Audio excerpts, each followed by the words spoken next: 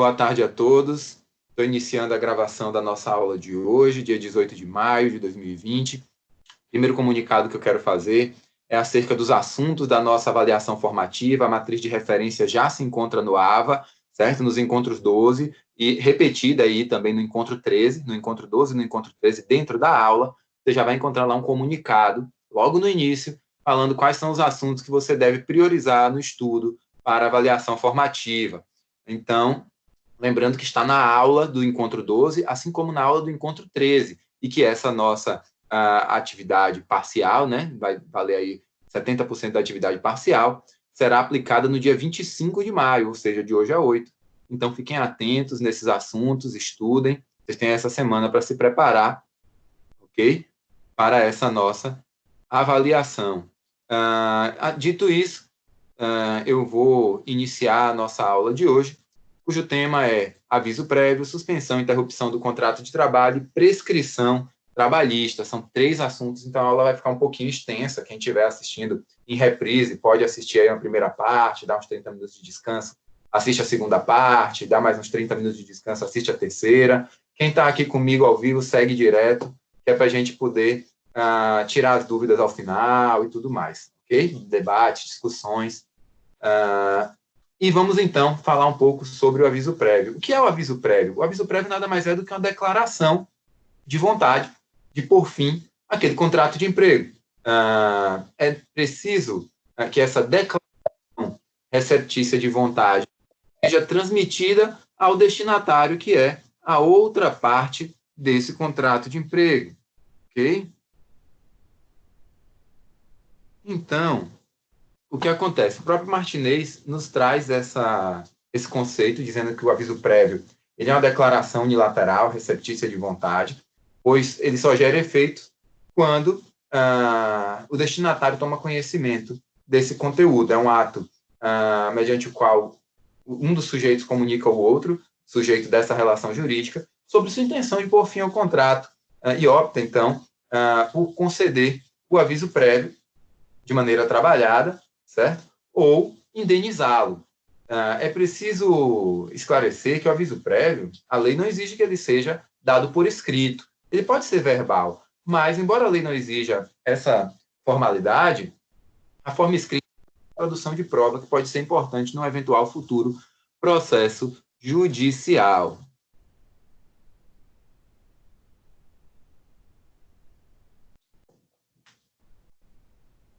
Pois bem, esse aviso prévio, ele pode ser trabalhado ou indenizado, como eu falei para vocês. O fato é que quem escolhe se o aviso prévio vai ser trabalhado ou indenizado é o empregador. É o empregador que tem essa prioridade na escolha do fato do aviso prévio ser indenizado ou trabalhado, independentemente de quem tenha sido a iniciativa resilitória. Vale a pena a gente lembrar que aquela parte que quer pôr fim ao contrato deve pré-avisar ao outro sujeito da sua intenção de pôr fim ao contrato, certo? E ele possui, então, caráter bilateral, de modo que o devedor da obrigação de avisar é justamente aquele que toma a iniciativa de resilir o contrato. Okay? Ele tem 2 finalidades, o aviso prévio. Primeiro, dar um tempo, né, garantir um tempo para que o empregado consiga um novo emprego, caso o empregador tenha tido a iniciativa resilitória, ou mesmo quando houve uma resolução do contrato de emprego por uma prática de uma falta grave patronal, certo? Ou ainda, na verdade, e também, né, o aviso prévio vai ter a finalidade de conceder um período para que o empregador encontre um novo empregado, quando foi o inverso, quando foi o empregado que disse, olha, eu quero me desligar desse contrato de emprego, não quero mais trabalhar aqui, então é o empregador que vai precisar de um tempo para conseguir esse novo empregado para preencher aquela vaga, ok? Então, esse aviso prévio, ele vai ter a escolha aí patronal acerca da sua modalidade, se é modalidade trabalhada ou a modalidade indenizada. Vale a pena colocar aqui algum tempero que a doutrina traz nesse ponto, falando que, pelo fato do aviso prévio ser irrenunciável por parte do empregado, mesmo quando o empregado, mesmo nos casos em que o empregador põe fim ao contrato, ou o empregador dispensa o empregado do aviso prévio, quando o empregado que toma a iniciativa, ou quando eles acordam que, enfim, antes de falar do acordo, nesses dois primeiros casos, se eles decidem que o aviso prévio precisa ser trabalhado, caso o empregado discorde, tem uma boa parte da doutrina que vai dizer que, nesse caso, ele vai ser indenizado, certo? Porque é irrenunciável, o empregado não pode renunciar, então, mesmo ele não trabalhando, ele não vai ter aí ele não vai ter, como é que eu posso dizer? Ele não vai ter como renunciar, e por isso o empregador vai ter que pagar. Lembrando que, se for o empregado que se demitiu, certo? Aí é ele quem deve o aviso prévio ao empregador, e se ele não cumprir, a própria CLT determina que seja descontado das suas verbas rescisórias esse valor do aviso prévio, ok? No caso de haver um acordo entre as partes para que não haja o aviso prévio, isso aí, em regra, não vai ser possível. A gente vai ver daqui a pouco que, nesse caso, o empregador vai acabar pagando o aviso prévio indenizado para o empregado, salvo numa hipótese excepcional, que é quando o empregado comprova que já obteve um novo emprego, e aí ele que se demitiu porque obteve um novo emprego pode sim ser dispensado do cumprimento do aviso prévio. Ok? Gerson chegou também aqui. Já autorizei, vamos lá.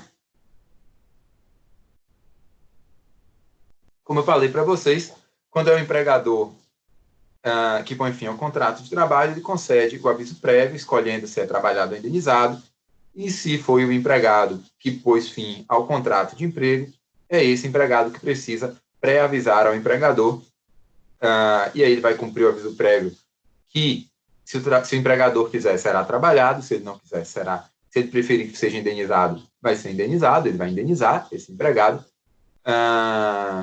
E ainda vale a pena a gente lembrar, quando a iniciativa de pôr fim ao contrato de emprego é do empregador, nesse caso, o empregado vai ter direito a uma redução da sua jornada durante o aviso prévio. Essa redução da jornada, se a iniciativa, como eu disse, for do empregador, certo? Poderá ser de dois modos que ficarão a critério do empregado. Poderá ser de 2 horas por dia a menos na jornada, ou 7 dias sem prestação de serviço ao final, certo? Os últimos 7 dias do aviso prévio, então. Lembrando, então, que essa faculdade, essa escolha é do empregado, mas essa escolha só se torna possível, né, diante da iniciativa resilitória patronal, porque se é o empregado que põe fim ao contrato, ele não precisa buscar um novo emprego, ele escolheu pôr fim ao contrato no momento que ele bem entendeu, e a partir daí é o empregador, o destinatário do aviso prévio, aquele que vai precisar desse tempo para conseguir um novo empregado.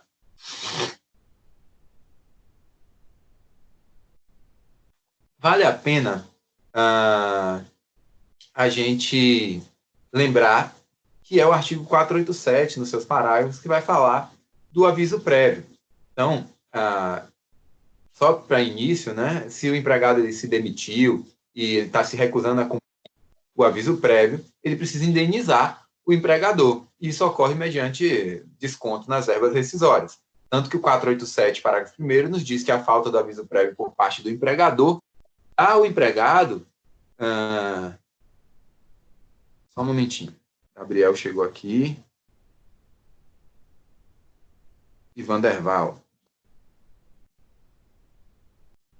Então, essa hipótese dá ao empregado, né, a falta de aviso prévio por parte do empregador, do patrão, portanto, dá ao empregado o direito aos salários correspondentes ao aviso, certo? Garantida sempre a integração desse período como tempo de serviço do empregado. Então, o aviso prévio ele conta como tempo de serviço do empregado para todos os efeitos legais, lembrando que, se for o empregador que pôs fim e não avisou ao empregado da sua intenção, não concedeu, então, o período de aviso prévio, ele vai precisar indenizar, certo? Pagando, então, os salários correspondentes a esse período do aviso. A falta do aviso prévio por parte do empregado, por sua vez, quando ele se demite, dá ao empregador o direito de descontar os salários correspondentes ao prazo respectivo. Ora, qual é o prazo respectivo? Veja, para o empregador, ou seja, em caso de demissão, o empregador sempre vai ter direito a, no máximo, ao valor fixo, né, de 30 dias de aviso prévio. Ok? 30 dias de aviso prévio. Já no caso do empregador por fim ao contrato de emprego, quando ele que deve pré-avisar ao empregado, nesse caso, o aviso prévio será proporcional ao tempo de serviço, como a gente vai ver na legislação pertinente, sendo aí de no mínimo 30 dias, certo? Sempre no mínimo 30 dias, mas pode ter um acréscimo de uma proporcionalidade de até 60 dias, totalizando então o máximo de 90 dias de aviso prévio, 30% básico aí constitucionalmente previsto, mas 60 dias, 30 dias básico e 60 dias de proporcionalidade, totalizando então o máximo de 90 dias. Se o empregado não tem um salário fixo, como no caso do tarefeiro, certo? Aí, no caso, quem é pago por tarefa, nesse caso, o cálculo para os efeitos do aviso prévio será feito conforme a média dos últimos 12 meses de prestação de serviço. Então, o aviso prévio do tarefeiro, ele é pago com base na média dos últimos 12 meses de prestação de serviço. Lembrando que se há despedida indireta, que é o caso de falta grave do empregador, o aviso prévio é devido ao empregado, e que se esse empregado presta horas extras habituais, essas horas extras vão integrar o seu aviso prévio indenizado. Então, empregado que trabalha por hora, na verdade, que tem aí o seu salário determinado pelo tempo à disposição do empregador, né? Esse empregado, ele vai... como é que eu posso dizer? Esse empregado, se ele prestar horas extras de maneira habitual, essas horas extras vão refletir no aviso prévio, ainda que o aviso prévio seja indenizado, certo? Reflete, então, no aviso prévio indenizado as horas extras habituais. Já o aviso prévio do tarefeiro, ele é calculado com base nos últimos 12 meses de prestação de serviço.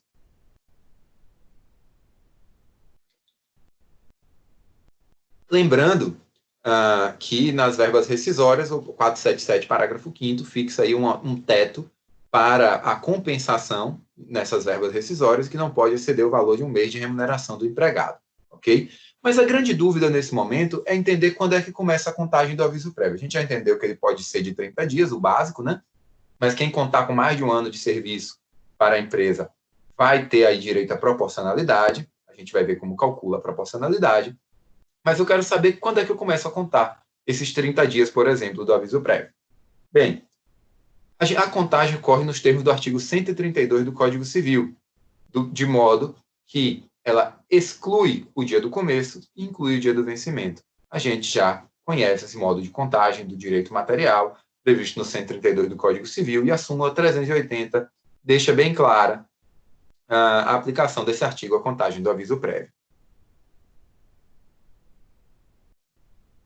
Como eu disse para vocês, o aviso prévio ele é irrenunciável por parte do empregado. Então, empregado e empregador que, no momento da dispensa, certo? Quando o empregador dispensa o empregado, do cumprimento do aviso prévio, certo? Se esse empregador dispensa o empregado do cumprimento do aviso prévio, ele não vai se eximir de pagar o valor do aviso prévio ao empregado. Por quê? Porque se isso for ajustado, essa cláusula é nula de pleno direito em razão da irrenunciabilidade dos direitos trabalhistas. O empregado não pode renunciar seu direito ao aviso prévio. Diz isso a súmula 276. O aviso prévio é irrenunciável pelo empregado. Pedido de dispensa do cumprimento não exime o empregador de pagar o respectivo valor. A exceção, a gente já falou, vocês já conhecem, é quando houver o prestador de serviço obtido um novo emprego. Veja que, nesse caso, o objetivo do aviso prévio, que era que o empregado obtivesse um novo emprego, já foi alcançado. Nesse caso, então, a gente tem aí a possibilidade do empregado não receber esse valor, nem mesmo indenizado. Veja que é diferente do caso em que o empregador engana o empregado, ele age com dolo, certo? E aí, nesse caso de dolo do empregador, que, por exemplo, diz para o empregado, não, você não precisa vir cumprir o aviso prévio, pode ficar em casa, tranquilo, depois que terminar o aviso prévio, no prazo de 10 dias, você vem buscar suas verbas rescisórias. Aí, quando o empregado vem, ele vai lá e acusa o empregado de ter faltado durante o aviso prévio e se recusa aí a pagar esse período. Nesse caso, havendo dolo do empregador, certo? E a gente está diante de um vício do consentimento, e, nesse caso, o empregador, diante da anulação desse ato, que pode ser feito pela via judicial, ele vai precisar indenizar o empregado no valor equivalente ao aviso prévio. Vale lembrar que, antes da reforma trabalhista, a gente ouvia muito falar do chamado aviso prévio cumprido em casa. O que é o aviso prévio cumprido em casa? Na verdade, era uma fraude, uma burla ao sistema de prazo de pagamento das verbas rescisórias, que tinha 2 prazos: 10 dias para o aviso prévio indenizado e o primeiro dia útil subsequente ao final do aviso, quando o aviso prévio era trabalhado. O que é que o empregador fazia? Ele dizia, olha, seu aviso prévio é trabalhado. Para quê? Para ter 30 dias mais o próximo dia útil para pagar. E ele dizia, olha, mas você vai trabalhar, vai cumprir o aviso prévio em casa, sem trabalhar. Ora, que é isso? Fraude. Né? O que a gente está combinando aqui, a nossa contratação não condiz com a realidade. Não é realmente a minha vontade ter um aviso prévio trabalhado, apenas contar com o prazo, né? Apenas burlar o prazo da CLT aqui, me colocando no exemplo hipotético que eu trouxe para vocês. Isso era o chamado aviso prévio cumprido em casa. Uma evidente fraude que recebeu o tratamento adequado na OJ 14 da STI 1 do TST, obstaculizando os efeitos fraudulentos, dizendo que, em caso de aviso prévio cumprido em casa, o prazo para o pagamento das verbas rescisórias é o do aviso prévio indenizado, que era até o 10º dia contado da notificação da despedida. Depois da reforma trabalhista, esse tipo de fraude deixou de ter sentido, porque o prazo foi unificado, certo? Então, vocês já conhecem o prazo para o pagamento das verbas rescisórias, que é 10 dias após o encerramento do contrato. Bem, e durante o aviso prévio, é possível que as partes se arrependam? É possível a retratação? Uma vez que você dispensa o empregado e concede o aviso prévio, ele está ali cumprindo o aviso prévio trabalhado, você pode se arrepender e dizer, olha, não quero mais pôr fim ao contrato de emprego? E o empregado que se demite, está concedendo o aviso prévio trabalhado, se ele mudar de ideia, ele pode dizer, olha, não quero mais pôr fim a esse contrato de emprego? Ambos podem sim mudar de ideia, mas para que a reconsideração tenha efeitos, é preciso que a outra parte aceite essa reconsideração, ok? Então, se o empregador muda de ideia e quer manter o contrato, é preciso que o empregado aceite. Se o empregado muda de ideia e quer manter o contrato, aí vai ser preciso que o empregador aceite, ok?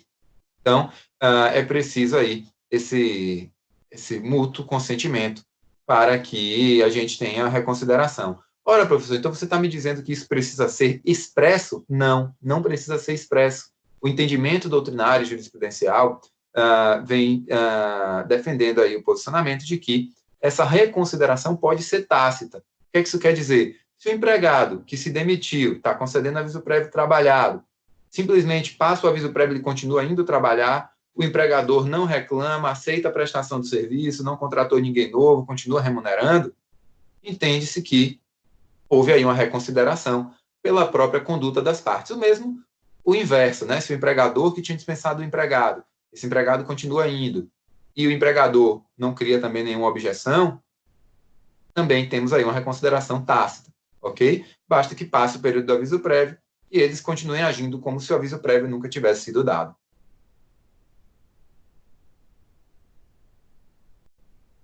Ora, mas a gente sabe que, quando o aviso prévio é dado, já se sabe que aquele contrato de emprego vai terminar e que ele tem data, então, para se encerrar.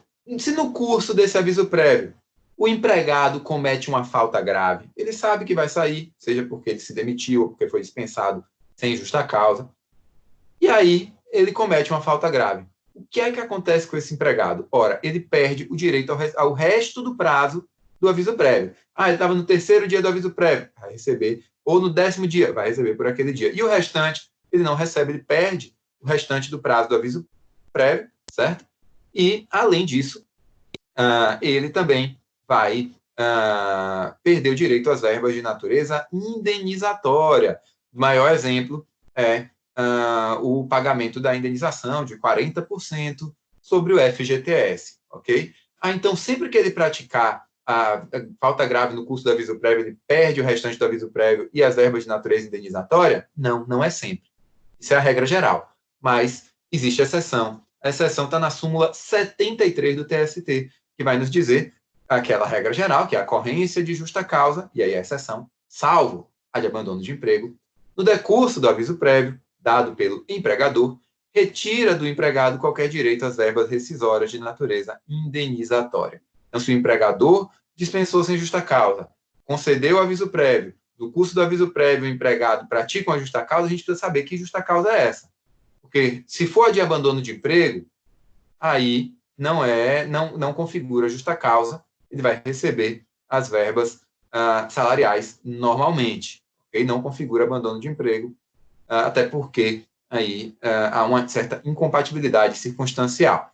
Já quanto à ocorrência das demais justas causas, certo? Das demais faltas graves, aí vai se realizar, né? Vai se perfectibilizar realmente a aplicabilidade da dispensa por justa causa, da justa causa, certo? Que é a penalidade máxima disciplinar no âmbito da relação de emprego. Isso retira do empregado qualquer direito às verbas de natureza indenizatória. Bem, a gente viu que o aviso prévio é de no mínimo 30 dias por força do artigo 7º, inciso 21 da Constituição. Mas esse mesmo inciso, ele garante aos trabalhadores urbanos e rurais, além de outros direitos que visem a melhoria de sua condição social, além desse aviso prévio proporcional, além do aviso prévio de 30 dias, né, ele garante aviso prévio proporcional ao tempo de serviço. Então, é garantido aos trabalhadores urbanos e rurais o direito ao aviso prévio proporcional ao tempo de serviço, sendo no mínimo de 30 dias nos termos da lei. Ora, que lei é essa? Hoje é a lei 12.506, de 13 de outubro de 2011, certo? Foi que essa lei fez. Ela regulamentou em 2011 a proporcionalidade do aviso prévio previsto na Constituição, nos dizendo em seu artigo 1º que o aviso prévio de que trata a CLT será concedido na proporção de 30 dias aos empregados que contem com até um ano de serviço na mesma empresa. Então, se ele tem até um ano de serviço na mesma empresa, ele tem 30 dias de aviso prévio. Mas o parágrafo único deste mesmo artigo nos dirá: ao aviso prévio previsto nesse artigo, serão acrescidos 3 dias por ano de serviço. 3 dias por ano de serviço prestado na mesma empresa. Até o máximo de 60 dias. Até o máximo de 60 dias, perfazendo, então, um total de até 90 dias. Então, um trabalhador que tem 20 anos e 6 meses na empresa, ele vai ter 90 dias de aviso prévio, caso seja dispensado sem justa causa, ok? E como vai ser concedido esse aviso prévio? Há uma série de discussões doutrinárias e jurisprudenciais sobre como conceder esse aviso prévio. O fato é que a base do aviso prévio é constitucionalmente prevista, ela é de no mínimo 30 dias e é destinada aos empregados que contem com até um ano de serviço. Aí, se ele tiver um mês, ele tem direito ao aviso prévio de 30 dias, ok? Porque ele tem até um ano de serviço na mesma empresa. Quem tem mais do que isso vai ter direito ao aviso prévio de 30 dias, acrescido de 3 dias por ano de serviço, prestado na mesma empresa, até o máximo de 60 dias de proporcionalidade, perfazendo um total de 90 dias, quando somados com aqueles 30 dias básicos que a gente falou, certo? Então, a partir de 13 de outubro de 2011, esses empregados que contam com mais de um ano de prestação de serviço na mesma empresa, de acordo com a doutrina majoritária, vão ter aí a concessão do aviso prévio em favor do empregado, com acréscimo de 3 dias para cada ano de serviço, além do mínimo de 30 dias assegurado constitucionalmente. Um exemplo para vocês: quem trabalha 30 dias, 6 meses, digamos, 30 dias, 6 meses, vai ter 30 dias de aviso prévio. Agora, quem trabalha mais de um ano, por que mais de um ano? Porque quem trabalha até um ano tem direito a só 30 dias, ok? Mas quem trabalha mais de um ano, digamos 1 ano e 1 mês, vai ter direito a 33 dias de aviso prévio. 2 anos e 1 mês, 36 dias. 3 anos e 6 meses, 39 dias. Professor, então se a pessoa tem 3 anos e 7 meses, ele vai ter só os 3 anos de proporcionalidade, ou desculpe, e consequentemente os 3 dias a eles correlativos, isso. Poxa, mas e os 7 meses não aproxima? Não, não há regra de aproximação. Então, quem tem 3 anos e 6 meses, 3 anos e 8 meses, 3 anos e 10 meses, vai ter só 39 dias. 3 do primeiro ano, 3 do segundo ano, 3 do terceiro ano. Ele não completou o 4º ano, ele vai ter 39 dias só de... Rosana quer falar alguma coisa? É porque Malu está sem conseguir entrar, professor. Ela disse que o senhor não aceitou. Não apareceu aqui para mim. Pede para ela sair e entrar de novo, porque Tá não bom. apareceu. Tá bom, vou falar. Certo. Então, pessoal, o que é que acontece? Vejam que eu falei em 39 dias, por quê? Porque a base de 30 dias é devido a todo e qualquer empregado que conte com menos de 1 ano de serviço até 1 ano de serviço, ok? E a partir de quando começa a se aplicar isso? Porque vai ter muita gente que diz, eu trabalhei na empresa tal, fui dispensado e não tive direito à proporcionalidade. Depende em que época você foi dispensado, porque esse direito foi regulamentado em outubro de 2011. Então, tanto é assim que a súmula 441 do TST nos diz que o direito ao aviso prévio proporcional ao tempo de serviço somente é assegurado nas rescisões de contrato de trabalho ocorridas a partir da publicação da Lei 12.506, que é em 13 de outubro de 2011. A doutrina até argumentava sobre aplicar essa proporcionalidade àqueles contratos de aviso prévio já estivesse em curso quando a lei foi publicada. Mas a súmula decidiu aí por essa diretriz. Pedro Lucas chegou também, mas nossa colega ainda não chegou. Estou de olho aqui, aqueles que estão chegando e pedindo autorização de ingresso na sala, ok? Vamos lá. A doutrina, então, argumenta a favor da aplicação dessa proporcionalidade, mas a jurisprudência fala que esse direito só se aplica às rescisões, certo? Somente é assegurado as rescisões de contrato ocorridas a partir de 13 de outubro de 2011. Essa proporcionalidade é um direito dos empregados. A doutrina majoritária tem destacado essa informação, certo? Tem destacado esse entendimento, porque é assegurado no artigo 7º da Constituição, que prescreve ali, que prevê direitos dos trabalhadores urbanos e rurais. Portanto, se o empregado ele se demite com 20 anos de empresa, mais de 20 anos de empresa, ele não vai conceder um aviso prévio proporcional de 90 dias ao empregador, porque o empregador só tem direito aos 30 dias nos moldes da CLT. Aqueles 60 dias de proporcionalidade são devidos apenas ao empregado, como vocês viram no texto da própria lei que regulamenta esse aviso prévio. Ela fala que será concedido aos empregados, ok? Vale a pena, então, também a gente falar que o que conta para a aquisição dessa proporcionalidade é o tempo de serviço na empresa, não importando o período que o contrato de trabalho esteja vigente. Por quê? Porque o período de contrato pode não coincidir com o período de serviço.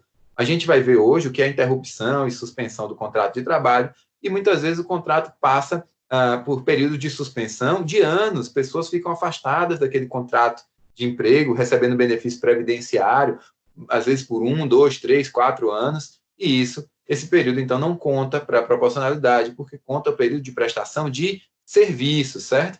Mesmo o artigo 4º, primeiro lá da CLT, não vai ser computado. Ó, a Marielle chegou, agora ela conseguiu. Beleza.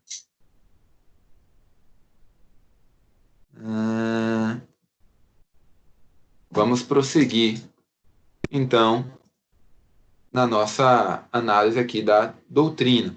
Vale a pena a gente falar também da opinião de Delgado, de que essa proporcionalidade, mesmo quando é direito do empregado, ela não deveria ser obrigatoriamente trabalhada. Ele diz que por que isso não poderia acontecer? Ele diz que seria muito oneroso vincular o empregado ao contrato de emprego por um período de até 90 dias.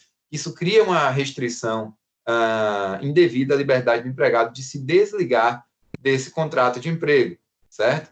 Então, em razão disso, a doutrina vai divergir quanto à aplicação dessa proporcionalidade da maneira trabalhada, certo?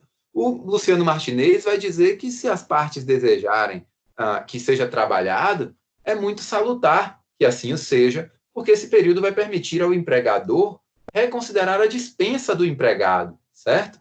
Já que a proporcionalidade é direito do empregado, quando o empregado, obviamente, é dispensado por iniciativa do empregador, e aí essa dispensa sem justa causa, claro. Vai passar aqui pela nossa análise do aviso prévio o fato de que a modalidade de redução da duração de trabalho do aviso prévio, como eu já disse para vocês, é uma livre escolha, uma faculdade do empregado. Então, quando esse aviso prévio é um direito do empregado, o empregado vai optar por uma redução na jornada de 2 horas por dia ou de 7 dias ao final.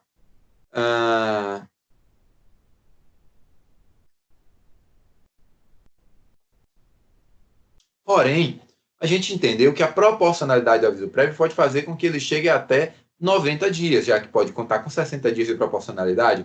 Ora, e durante esse período, como é que fica essa escolha do empregado? De 2 dias, de 2 horas por dia ou de 7 dias ao final do aviso prévio? Se ele tem agora 90 dias, digamos, de aviso prévio, ou dias quebrados, ele pode ter 39 dias de aviso prévio, como a gente deu aquele exemplo de quem tem 3 anos e 6 meses de contrato, aí ele tem 39 dias de aviso prévio.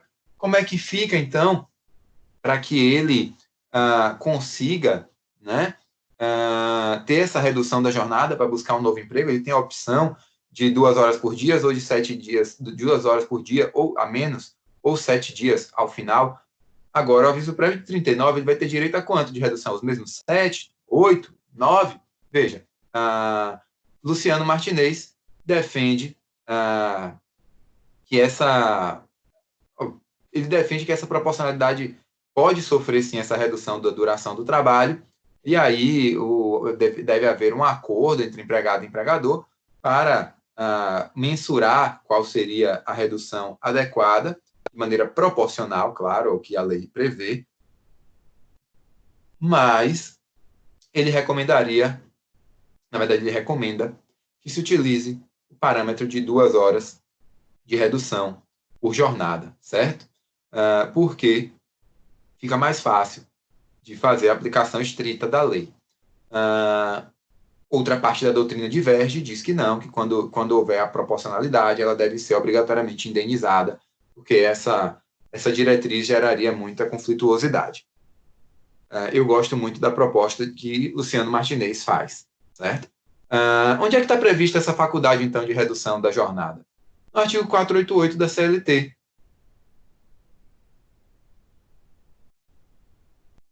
Esse artigo vai nos dizer que o horário normal de trabalho do empregado, durante esse período do aviso prévio, quando a rescisão tiver sido promovida pelo empregador, pelo patrão, será reduzido, certo? Em 2 horas diárias, sem prejuízo do salário integral, e o parágrafo único vai trazer aquela faculdade ao empregado. Vai dizer, é facultado ao empregado, certo? Trabalhar sem a redução de 2 horas diárias prevista no caput do artigo 488, caso em que ele poderá faltar ao serviço.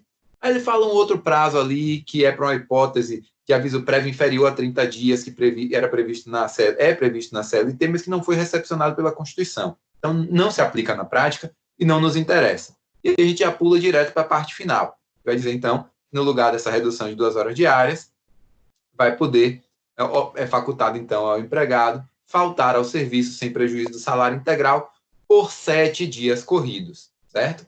Que é a hipótese do aviso prévio de 30 dias, que é o mínimo que a Constituição permite e prevê, ok? Professor, mas ele tem uma redução da jornada e sem prejuízo do salário, então ele vai receber o mesmo valor ali do aviso prévio como se tivesse trabalhado o mês integralmente. Perfeito, tudo certo. Poxa, mas e se ele quiser trabalhar aquelas 2 horas normalmente e receber com adicional de hora extra? Pode?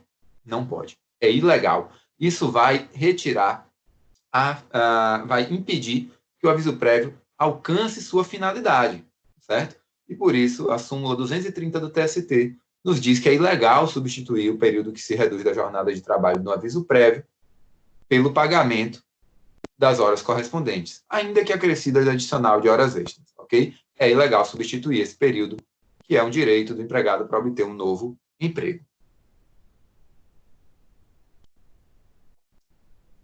A gente percebe aí, então, mais uma vez, a irrenunciabilidade dos direitos trabalhistas, ok? Vamos lá, então.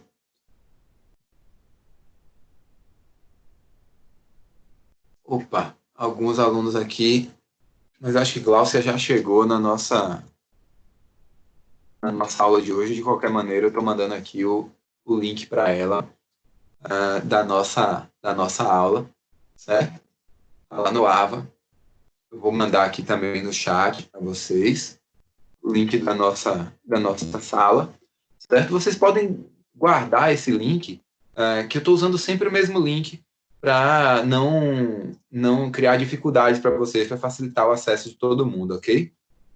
Bem, vale a pena a gente pensar que o aviso prévio ele é computado como tempo de serviço para todos os efeitos legais. É o que nos diz a CLT. O aviso prévio é computado no tempo de serviço do empregado para todos, e eu disse todos, os efeitos legais. Bem, e se houver um reajuste salarial coletivo do custo do aviso prévio, isso beneficia o empregado? Sim, beneficia. É o que nos diz o 487, parágrafo 6º. Vai dizer que o reajustamento salarial coletivo no custo do aviso prévio beneficia o empregado pré-avisado da despedida, mesmo que ele tenha recebido antecipadamente os salários correspondentes ao período do aviso. E esse é porque esse aviso integra o seu tempo de serviço para todos os efeitos legais. A gente já conheceu bastante sobre o aviso prévio, entendeu como é que ele funciona. Nós vimos a sua previsão na CLT, na Constituição, lei específica de regulamentação da proporcionalidade. A gente está aprofundando bastante. Vocês sabem que aqui eu tenho aquela diretriz de aprofundar um pouquinho mais, trazer a cereja do bolo aí para vocês. A gente vai falar, então, da jurisprudência do TST acerca desse aviso prévio. A primeira coisa que a gente vai falar é sobre os reflexos do aviso prévio no FGTS. Ora, o aviso prévio, se ele for indenizado, o empregador precisa contribuir sobre esse pagamento para o FGTS, ora, ele é indenizado. A gente sabe que as verbas que geram reflexos são aquelas que têm natureza salarial, que têm natureza remuneratória, e o nome está dizendo, olha, aviso prévio indenizado. Será que ele tem que contribuir para o FGTS? Tem que contribuir, sim. Súmula 305 do TST. Pagamento relativo ao período de aviso prévio, trabalhado ou não, está sujeito à contribuição para o FGTS. E a data de saída a ser anotada na carteira de trabalho? É a data do término do aviso prévio. OJ 82 da SDI 1. Data de saída a ser anotada na CTPS deve corresponder a do término do prazo do aviso prévio, ainda que indenizado. Olha só, ainda que indenizado, vai contar todo aquele período de aviso prévio, de no mínimo 30 dias, para que conste ali na CTPS, mesmo que esse período tenha sido indenizado. E a prescrição? A gente vai estudar a prescrição trabalhista hoje, um prazo, um período que vai fluir para que o empregado ajuize sua ação trabalhista, postule, exija esses direitos, e a sua inércia irá culminar após o transcurso do prazo, sem qualquer postulação, né? Vai culminar na perda da pretensão no âmbito do que vocês já estudaram no direito das obrigações, certo? O débito permanece, mas a pretensão é fulminada pela prescrição. Ora, a prescrição começa a fluir quando? No final da data do término do aviso prévio, ok? Então, no final da data do término do aviso prévio, começa a fluir o prazo prescricional trabalhista que a gente vai estudar hoje. Bem, e se o empregado for titular de garantia de emprego, ou se ele tiver de férias, ou se é um professor e eu vou dispensá-lo sem justa causa, posso conceder o aviso prévio acumulado com as férias, acumulado com o recesso escolar, acumulado com o período que ele tem a garantia de emprego prevista em lei, lhe assegurando ali aquela chamada estabilidade provisória do emprego? Posso? Não posso. É incompatível, é inválida esse tipo de concessão de aviso prévio. A súmula 348 do TST. É inválida a concessão do aviso prévio na fluência da garantia de emprego, certo? É inválida a concessão do aviso prévio na fluência da garantia de emprego ante a incompatibilidade dos dois institutos. Também há incompatibilidade, obviamente, com a concessão de férias ou mesmo com recesso escolar, no caso dos professores. A súmula 173 vai falar para a gente sobre a extinção da empresa, das atividades da empresa, cessação das atividades da empresa. Veja, a súmula 173 nos diz que, extinto automaticamente o vínculo empregatício com a cessação das atividades da empresa, os salários só são devidos até a data da extinção da empresa. Porém, no caso da cessação da atividade da empresa, essa cessação não exclui por si só o direito do empregado ao aviso prévio, certo? É o que nos diz a súmula 44 e que é enfatizada ali pela doutrina, a exemplo de Henrique Correia, que vai adotar essa posição. A súmula 44 é muito clara, no sentido de que a cessação das atividades da empresa, com o pagamento da indenização simples ou em dobro, não exclui por si só o direito do empregado ao aviso prévio, certo? Ora, esse foi um contrato de experiência. Foi um contrato de experiência, havendo aí a cláusula securatória do direito recíproco de rescisão antecipada, que a gente já conhece, aquela cláusula que rege a rescisão antecipada dos contratos a termo pelas regras gerais ali dos contratos por tempo indeterminado, prevista no 481 da CLT, ela vai fazer com que caiba aviso prévio nessas rescisões antecipadas. Súmula 163, que diz que cabe aviso prévio nas rescisões antecipadas dos contratos de experiência, na forma do artigo 481 da CLT, ok? Lembrando, então, também que e aí eu já falei para vocês da súmula 305, certo? Que esse pagamento do aviso prévio, mesmo que seja indenizado, trabalhado ou indenizado, gera reflexos a título de contribuição do empregador para o Fundo de Garantia do Tempo de Serviço, o FGTS, e no que tange ao aviso prévio indenizado, a gente já sabe que ele tem aí uma projeção de efeitos para o futuro, mas fica a nossa dúvida aqui sobre uma concessão de auxílio-doença. Pessoa que adoeceu por mais de 15 dias durante o aviso prévio e passou a gozar de benefício previdenciário de auxílio-doença. O que é que acontece nesse caso? Quando é que vai encerrar o contrato desse cidadão? A resposta está na súmula 371 do TST.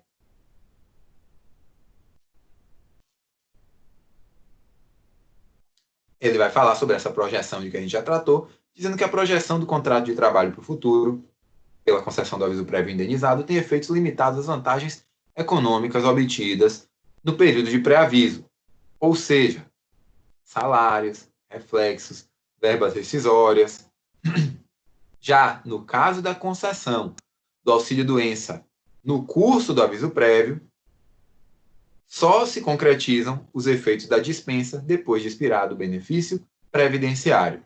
Está no curso do aviso prévio, ele sai ali de licença em razão do auxílio-doença comum, por exemplo, que ocorreu aí uma doença no curso do aviso prévio, e o contrato de trabalho dele não vai se encerrar durante esse período de suspensão do contrato de emprego, não. Ele vai permanecer vigente sem a prestação do serviço, é uma suspensão, a gente vai ver que é sem pagamento de salário, mas os efeitos da rescisão só vão ocorrer quando ele retornar. Na hora que ele retorna do INSS, aí ocorrem os efeitos da rescisão. O aviso prévio já foi concedido, mas os efeitos da rescisão só se perfazem quando do seu retorno. Vale a pena a gente lembrar que o aviso prévio ele tem algumas características peculiares aí nos contratos de emprego.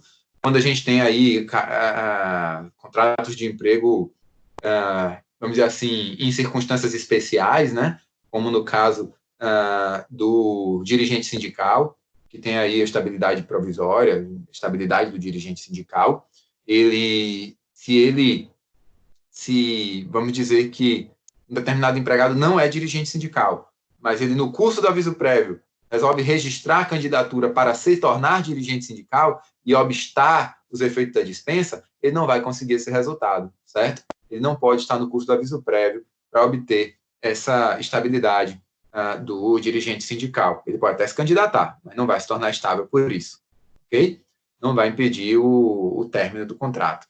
Como eu disse para vocês, a extinção da empresa não retira automaticamente o direito do empregado ao aviso prévio, mas é preciso que a gente fale também que o aviso prévio pode não ser pago pelo empregador.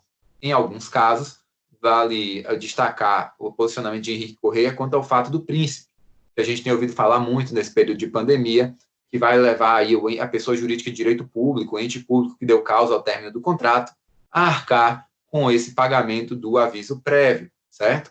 Esse é o posicionamento de Henrique Correia.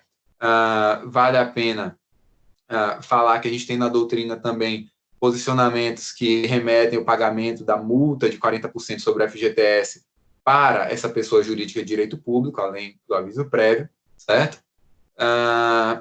Mas isso não significa que essa pessoa jurídica de direito público, vai pagar todas as verbas rescisórias, ok? Apenas uma parte delas. Vale a pena falar dos casos de força maior, esses casos de força maior, como inundações, enchentes, incêndios. Nesse caso, entende Alice Monteiro de Barros que o empregador é que vai arcar com o aviso prévio, certo? Que vai ter direito ao aviso prévio, o empregador vai arcar e vai pagar, indenizando esse aviso prévio, porque é ele quem arca com os riscos do empreendimento.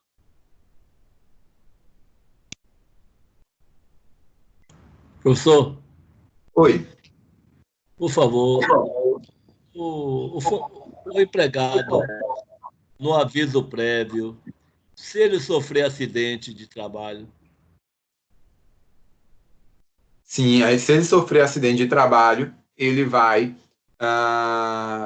ter a garantia de emprego do empregado acidentado, certo? Tanto o empregado que sofre acidente do trabalho no curso do aviso prévio tem direito à garantia de emprego, como a empregada que engravida no curso do aviso prévio também tem direito à garantia de emprego. Okay? Maria Luísa chegou aqui também.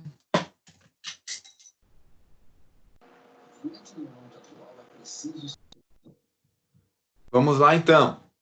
Vamos ingressar agora na segunda parte da nossa aula, lembrando que a gente tem a aula dividida em 3 partes. A segunda parte vai falar sobre suspensão e interrupção do contrato de trabalho.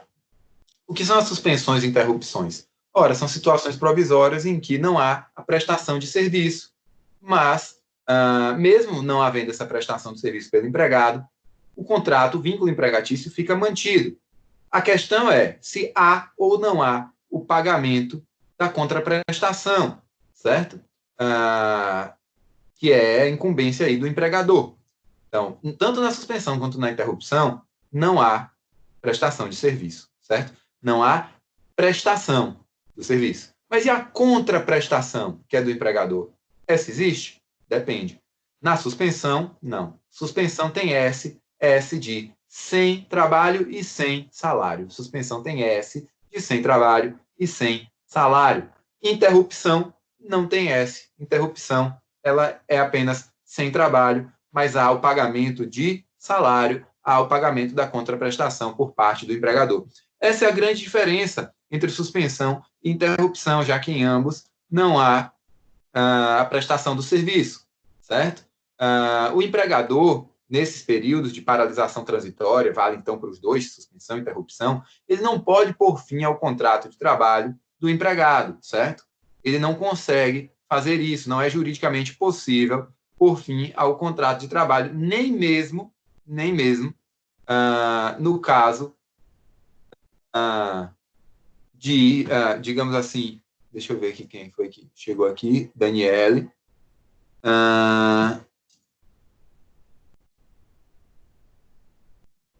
Então, como eu dizia, o empregador ele não pode extinguir o contrato de trabalho nesse período de paralisação transitória. a não ser que o empregado tenha praticado uma falta grave, certo? No curso dessa suspensão. No curso da suspensão, por exemplo, ele está digamos,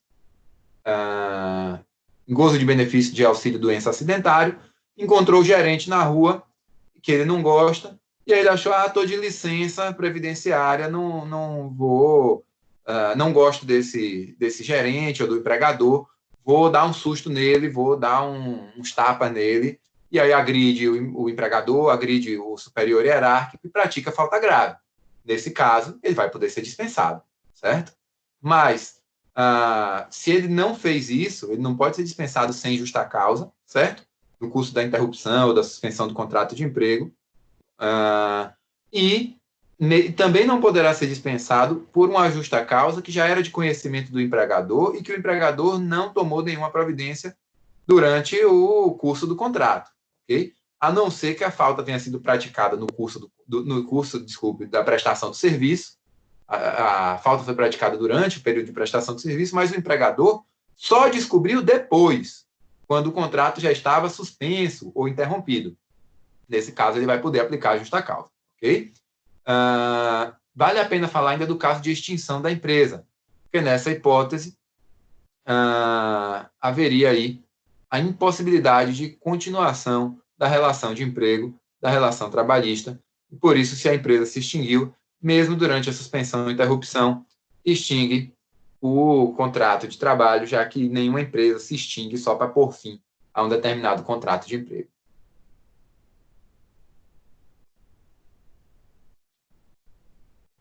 Ora, a gente viu que a grande diferença entre suspensão e interrupção é que na interrupção há o pagamento do salário, remunerações, contraprestações. Bem, não há só essa diferença. Além disso, a interrupção é contada como tempo de serviço para todos os efeitos legais. Então, os períodos de interrupção, nesses períodos não há prestação de serviço, mas o período é computado como tempo de serviço para todos os efeitos legais, certo? Então, permanece a obrigação de pagar salário, permanecem outras vantagens, permanece, inclusive, a obrigação de verter contribuições aí para o FGTS, certo? De verter aí os valores devidos ao Fundo de Garantia do Tempo de Serviço. Mas você não pode esquecer que só há interrupção quando a lei afirma que há interrupção. Ou seja, a regra é que quando a lei não diz que o período é sem prejuízo da remuneração, sem prejuízo do salário, vai se tratar de um período de suspensão contratual, ok? Então, esse período de suspensão contratual, ele não precisa ser dito expressamente na lei, mas os períodos de interrupção, em regra, precisam. Outra característica que vai ajudar vocês a identificar os períodos de suspensão e de interrupção na lei é que, normalmente, como é que eu posso dizer, em regra, né, os períodos de curta duração são hipóteses de interrupção, certo? Esses períodos em que não há prestação de serviço que tem curta duração são hipóteses de interrupção, portanto, com o pagamento e cômputo do tempo de serviço para todos os efeitos legais. Já os períodos de longa duração são hipóteses de suspensão. Mas, mesmo nesse caso, só há interrupção se a lei assim dispuser, então fique atento a isso. O bom é você consultar a legislação e a doutrina para dirimir qualquer dúvida acerca da natureza jurídica do período de ausência de prestação de serviço, ok? Então, vale a pena a gente falar que só é interrupção quando a lei expressamente afirma e que esse período, então, será remunerado. Quanto às suspensões, como eu disse, não há prestação de serviço, também não há pagamento de salário e o período não é considerado como tempo de prestação de serviço para todos os efeitos legais. Ora, e quando é que há o retorno do empregado? É preciso que a gente conheça o artigo 471 da CLT, que vai nos dizer que ao empregado afastado do emprego são asseguradas, por ocasião de sua volta, todas as vantagens que, em sua ausência, tenham sido atribuídas à categoria a que o empregado pertencia. Então, tal período, como regra, ele conta para a terminação dos contratos por tempo determinado, como a gente já havia falado quando estudamos os contratos por tempo determinado, certo? Então, os períodos de interrupção e de suspensão são contados, salvo se as partes aí exercerem a faculdade de dispor de maneira diversa. É o que diz o nosso parágrafo 2º, dizendo que nos contratos por tempo determinado, por prazo determinado, o que é uma tecnia aí da CLT, a terminologia, né, por prazo determinado, mas está consagrado e a gente precisa considerar, certo? Então, nos contratos por prazo determinado, o tempo de afastamento, se assim acordarem as partes interessadas, não será computado na contagem do prazo para a respectiva terminação. Se acordarem assim. Se não acordarem, regra geral, esse período vai ser computado na contagem do prazo e o seu contrato por tempo determinado ou por prazo determinado vai se encerrar, vamos dizer assim, mais cedo, né? Porque vai ter menos prestação de serviço do que você esperava, ok? Eu trago aqui para vocês um rol exemplificativo de hipóteses de interrupção do contrato de emprego e depois um rol de suspensão do contrato de emprego, para que vocês conheçam algumas hipóteses em que ocorre o afastamento do empregado com remuneração e outras em que ocorre sem remuneração, certo? Então, a gente tem como hipótese de interrupção, de acordo com a doutrina majoritária, o afastamento por motivo de doença ou acidente até o 15º dia, que é aquele chamado período de espera, ou a doutrina dá alguns nomes a esse período de 15 dias, certo? Período de espera, se não me engano, auxílio enfermidade, que vai ser por conta do empregador, por conta da empresa, por conta do patrão, ok? Então, a interrupção. As férias também são uma hipótese de interrupção contratual. Não há serviço, mas há remuneração e cômputo para todos os efeitos legais. Repouso semanal remunerado, feriados civis e religiosos, as licenças remuneradas concedidas pelo empregador por mera liberalidade também são períodos de interrupção. A doutrina majoritária vai nos dizer que a licença maternidade de 120 dias, que a gente sabe ali do direito previdenciário, vai ser prorrogável por mais 60 dias, e aí as expensas do empregador, essa prorrogação, a doutrina majoritária nos diz que a licença maternidade de 120 dias, bem como a prorrogação, são períodos de interrupção. Aí a doutrina majoritária. O aborto não criminoso, certo? Não criminoso, aborto espontâneo, vai gerar um repouso remunerado de 2 semanas para a empregada que sofreu esse aborto. Nesses casos, por ser aí uma licença de 2 semanas remunerada, né? A gente tem aí também um período de interrupção.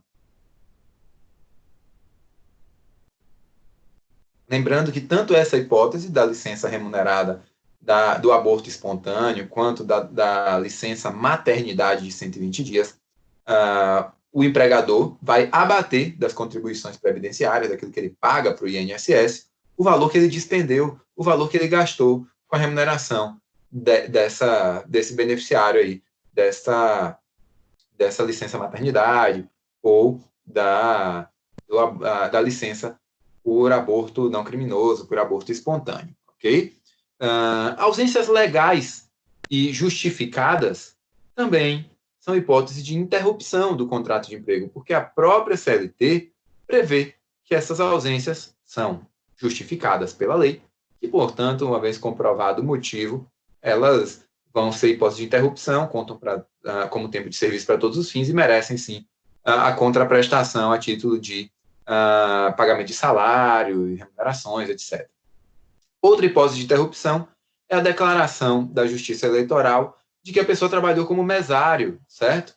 E, nesse caso, ele será dispensado do serviço pelo dobro de dias que ele trabalhou como mesário, o dobro de dias da convocação, sob pena de aplicação da súmula 146, que seria o pagamento em dobro. Ou seja, se ele ficou um dia como mesário, ele tem direito a 2 dias de folga. Se ele se não concederam a ele esses 2 dias de interrupção do contrato de emprego, ele vai ter direito à remuneração de 4 dias, certo? A súmula 146 do TST.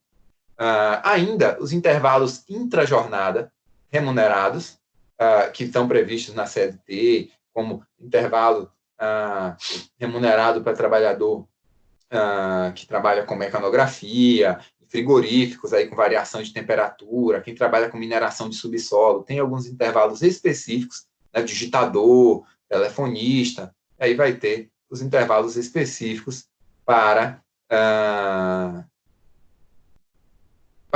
cuidar aí da sua saúde, não ter o desgaste físico em razão das especificidades dessas atividades, certo? E esse intervalo, por ser remunerado, é uma hipótese de interrupção. Além disso, afastamento pontual aí para participar de uma comissão de conciliação prévia, também é uma hipótese de interrupção do contrato de trabalho previsto no 625B, parágrafo 2º da CLT. Então, é um afastamento que assegura o pagamento do salário.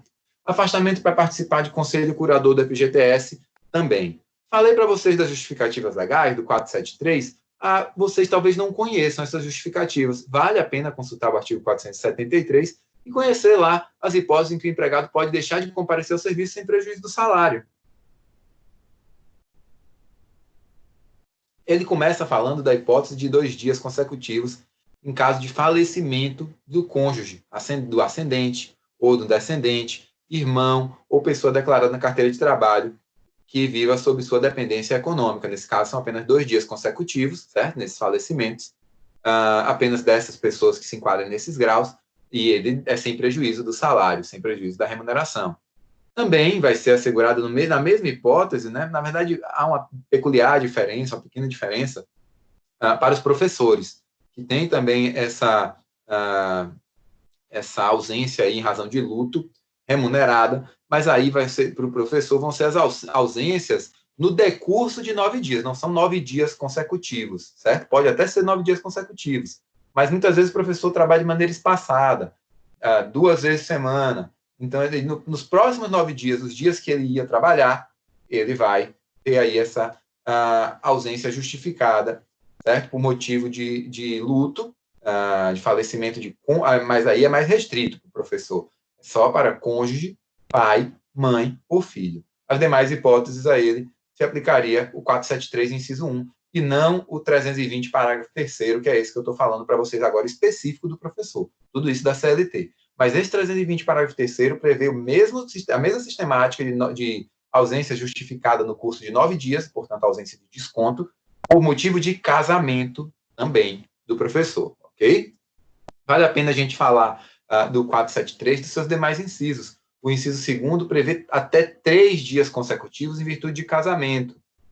Martinez ressalta que esse período de 3 dias em virtude de casamento pode ser também iniciado antes mesmo do dia do casamento, porque se justifica aí a necessidade de planejamento do casamento, toda a arrumação, as noivas precisam se arrumar, tem uma série de preparativos aí, e que Luciano Martinez entende que esse período pode ser aí antecipado, não precisa ser consecutivos após o casamento, é em virtude do casamento, mas pode iniciar antes do dia do casamento. O inciso 3º prevê a licença paternidade, certo? De um dia no decorrer da primeira semana, que no entendimento majoritário foi superado pela previsão constitucional de 5 dias de licença paternidade, ok? Vale a pena a gente destacar o entendimento de Sérgio Pinto Martins, que é minoritário, de que seria um dia remunerado mais 5 não remunerados de suspensão, mas é muito minoritário esse entendimento. O entendimento prevalecente é 5 dias com a remuneração. Seria, então, um período de interrupção garantido pela Constituição, ok? Esses 5 dias podem ser acrescidos de mais 15 se o empregador tiver aderido ao programa Empresa Cidadã e o empregado fizer o requerimento até 2 dias úteis após o parto, certo? E comprovar que participou de programas sobre paternidade responsável. Aí é possível estender, crescer, então, nesse período de 5 dias, mais 15 dias, ok? Mas apenas se cumpridos esses requisitos. O inciso 4º prevê um dia de ausência justificada para cada 12 meses de trabalho, quando o empregado comprova que ausentou-se para fazer uma doação voluntária de sangue, também até 2 dias consecutivos ou não, para o fim de se alistar eleitor, nos termos da lei respectiva. Luciano Martinez observa que é preciso que esse empregado comunique ao seu empregador com antecedência de 48 horas que vai se ausentar, certo? Por esses até 2 dias, consecutivos ou não. O 473 ainda prevê que, no período em que o empregado estiver cumprindo as exigências do serviço militar, também vai ser ausência justificada.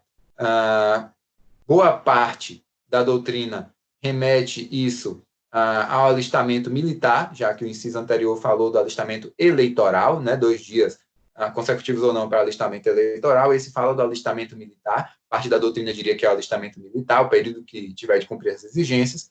Já Martinez diz que não é o alistamento militar, porque o artigo de lei citado pelo artigo 473 remete às comemorações do Dia do Reservista, dia no qual é dever do reservista se apresentar no local e horas fixados para apenas uma vez ao ano aí, fazer frente a essas comemorações do Dia do Reservista. O inciso 7 nos fala dos dias em que o empregado estiver comprovadamente realizando exame vestibular, mas para o ingresso em estabelecimento de ensino superior. Não há limite de dias, mas ele precisa comprovar que está realizando exame vestibular, aí ele vai poder se ausentar sem prejuízo do salário, assim como pelo tempo que se fizer necessário, quando ele tiver de comparecer em juízo. Como eu disse, nesse inciso, assim como no anterior, não há limitação de tempo, mas o tempo que se fizer necessário não significa nem que ele vai poder se ausentar o dia todo. Se ele trabalha do lado do fórum, por exemplo, ele vai ao fórum, participa da audiência, seja como parte, seja como testemunha, e depois volta para o trabalho, porque o fórum é do lado do trabalho. Agora, se a audiência é numa cidade que fica a horas e horas de distância, ou às vezes tem que fazer uma viagem de avião, aí pode durar um dia inteiro, pode até durar mais, essa ausência justificada do empregado. Vale a pena a gente ler a súmula 155 do TST, que vai nos dizer que essas horas em que o empregado falta ao serviço para comparecimento necessário como parte à Justiça do Trabalho não são descontadas e não serão descontadas do seu salário, ok? Esse artigo, ele é um pouco comprido e ele continua trazendo outras hipóteses de ausência legal, como, aqui pelo tempo que estiver necessário, quando o empregado, na qualidade de representante de entidade sindical, estiver participando de uma reunião oficial do órgão internacional do qual o Brasil seja membro. Também é outra hipótese de ausência justificada aquele caso em que o empregado se ausenta até 2 dias, eu disse até 2 dias, para acompanhar as consultas médicas e exames complementares de sua esposa ou companheira durante o período de gravidez. Então, durante o período de gravidez da esposa ou companheira do empregado, ele pode se ausentar até 2 dias para acompanhar essas consultas médicas e demais exames complementares. Com relação ao inciso 11, é preciso que a gente faça alguns temperamentos também, algumas observações, porque o inciso 11 fala de 1 dia por ano para acompanhar o filho de até 6 anos em consulta médica, certo? É o que a CLT garante. 1 dia por ano para acompanhar filho de até 6 anos em consulta médica. Aí tem algumas observações que a doutrina faz, como Henrique Correia vai nos dizer que pode ser requerido tanto pelo pai como pela mãe esse período de 1 dia por ano, sendo devido 1 dia por ano para cada filho, diz Henrique Correia, certo? Então, se você tem 3 filhos, você tem 1 dia por ano para cada filho. E há ainda a gente encontra na jurisprudência brasileira hipótese de concessão de redução da jornada de trabalho do empregado com base nesse inciso e com base na jurisprudência norte-americana, jurisprudência dos Estados Unidos. É sim adotada aqui no Brasil, no âmbito do TST, de alguns TRTs, certo? Quando o filho de um determinado empregado tem uma doença crônica grave. Nesse caso, a gente encontra jurisprudência aqui no Brasil que concede redução da jornada com base num instituto norte-americano, desenvolvido, então, lá nos Estados Unidos, chamado dever de adaptação razoável, ok? Esse dever de adaptação razoável, que seja aqui no Brasil, em casos de doença crônica grave de um filho do empregado ou da empregada, a possibilidade de que o empregador conceda uma redução à jornada desse empregado, segundo a jurisprudência brasileira. Em 2018, esse mesmo artigo 473 recebeu uma inclusão, certo? Pela Lei 13.767, de uma nova hipótese, uma hipótese de 3 dias de ausência justificada em cada 12 meses de trabalho. Sim, 3 dias de ausência justificada a cada 12 meses de trabalho, em caso de realização de exames o quê? Preventivos. Preventivos de câncer. Preventivos de câncer devidamente comprovados. Então, você precisa comprovar que a ausência decorre disso. Então, até 3 dias em cada 12 meses de trabalho, em caso de realização de exames preventivos de câncer devidamente comprovado. Ok? Vale a pena a gente falar que aqueles 2 dias que o empregado tem direito a se ausentar para acompanhar a sua esposa ou companheira nas consultas médicas decorrentes da gestação não se confunde com o afastamento da própria gestante, que aí é outra hipótese, certo? É outra hipótese. A gente vai encontrar o 392 da CLT, nos dizendo que a empregada gestante tem direito à licença maternidade de 120 dias sem prejuízo do emprego e do salário. E o parágrafo 4º do mesmo artigo vai nos dizer que, além desses 120 dias, é garantido à empregada durante a gravidez, sem prejuízo do salário e dos demais direitos, a dispensa do horário de trabalho pelo tempo necessário, podem ser horas, pode ser o dia inteiro, depende pelo tempo que estiver necessário, vamos olhar o caso concreto, ela vai ser dispensada do horário de trabalho pelo tempo que se fizer necessário para a realização de, no mínimo, é o mínimo, pode ser mais, mas no mínimo, garantido por lei, 6 consultas médicas e demais exames complementares, certo? Então, 6, o número é 6 consultas médicas e demais exames complementares que ela vai poder fazer, certo? Tendo garantida pela CLT a dispensa do horário de trabalho pelo tempo necessário para a realização desses exames e consultas médicas por 6 vezes, ok? Não se confunde com o empregado que vai acompanhá-la, seu marido, seu companheiro, por 2 oportunidades, ok? Além disso, ela vai ter também, pelo parágrafo 4º, sem prejuízo do salário e dos demais direitos, durante a gestação, ela vai ter direito à transferência de função quando as condições de saúde o exigirem, assegurada a retomada da função anteriormente exigida logo após o retorno ao trabalho.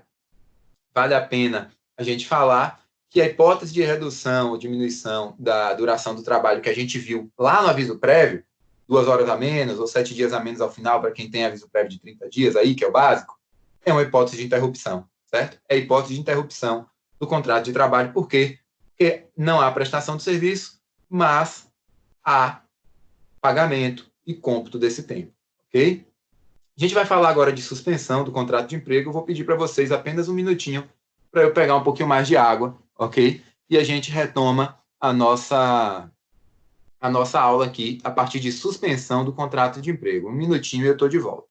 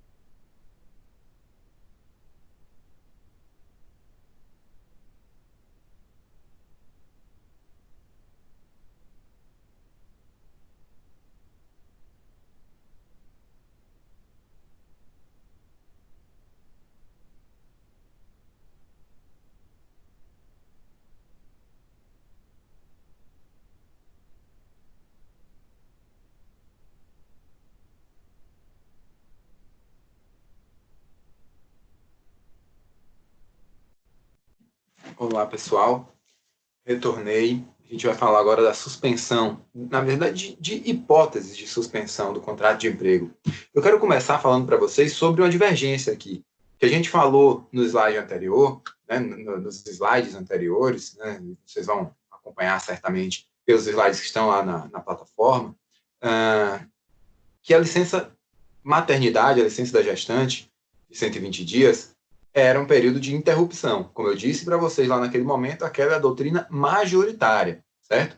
Para a doutrina minoritária, o período de licença maternidade seria um período de suspensão. A doutrina minoritária diria que é um período de suspensão. Ora, por que eles defendem que é de suspensão? Porque, embora haja o pagamento de salário diretamente por parte do empregador, ele desconta todas essas despesas das contribuições previdenciárias, certo? Então, o que acontece? Ao fim e ao cabo, quem arca com esses salários, é a Previdência, ok? Então, para a doutrina minoritária, eles acham que isso é suficiente para enquadrar essa hipótese como suspensão, ok? Além dessa hipótese para a doutrina minoritária, a gente tem outras hipóteses aí, indiscutivelmente, de suspensão, como no caso do auxílio-doença, certo? Ou auxílio-doença acidentário, certo? A gente tem aí, na verdade, o auxílio-doença acidentário suscita também divergência doutrinária, mas quando a gente tem aí afastamento por motivo de doença ou por motivo de acidente após o 16º dia, que é a concessão do benefício previdenciário, vale a pena a gente pensar no auxílio-doença, é um caso de suspensão, que é o INSS que está trazendo aí um sustento para aquele trabalhador e não o empregador pagando qualquer contraprestação. A gente também encontra as ausências por motivo de greve. Professor, então, quando se faz greve, não se recebe salário? Exatamente. Durante greve, não se recebe salário. Essa é a regra geral. Greve é motivo de suspensão do contrato, não interrupção. A ausência do empregado por motivo de prisão temporária, prisão preventiva, e antes do trânsito em julgado. Por que antes do trânsito em julgado? Porque a gente viu que o trânsito em julgado, sem a suspensão da execução da pena, traz aí a possibilidade da dispensa por justa causa, ok? Então, antes disso, esse contrato vai ser suspenso pela impossibilidade do empregado prestar o serviço durante uma prisão temporária, durante uma prisão preventiva, ok?